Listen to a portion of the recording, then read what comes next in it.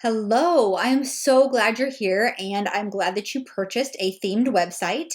We are going to be here to help you out through this process. So I have a video for each section of this form so that way you don't have as many questions. We are going to go through it in detail so that way we can get this form filled out as seamless as possible. So we will get started with this very first page. So this is the basics, and I want you to put on here the name of the person that you want on the contact information for the website, and then it will be on the contact page, and then we have the phone number and then the email address and then the business name, and then your domain name is very important. So I need you to go ahead and purchase your domain name at ZebraHost or wherever you want to purchase it from, or maybe you already have one. Just go ahead and put it in here. And this is a link so that way you can purchase it on ZebraHost.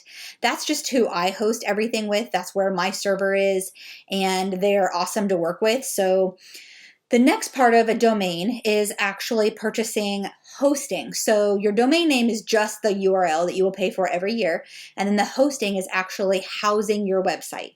So you can host it through ZebraHost, and they are very good about helping you get that set up and getting an SSL certificate on there so that way it is secure and Google recognizes it as a secure website. So the second part of that is I can actually host your website too, and it is $120 a year. So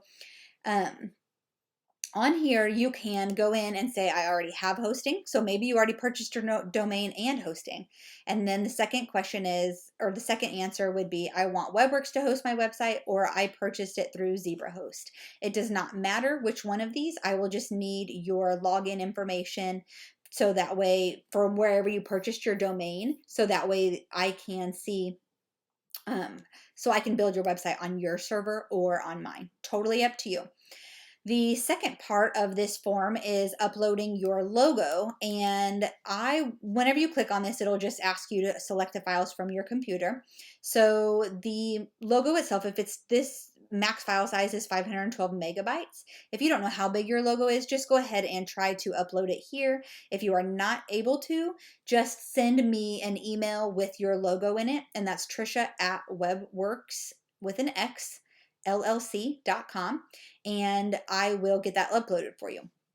You can either move on to the next page, or you can save and continue later. So when you click this save and continue later, it will actually send you an email that will have a link in it so that way you can come back to the form.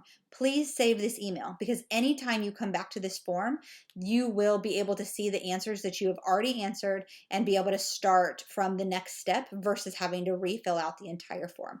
So please, please, please save that email so you can come back to this form and you don't miss out on all the answers that you'd already put in. So this is our first video about just the basics, and there will be another video, and I will see you there.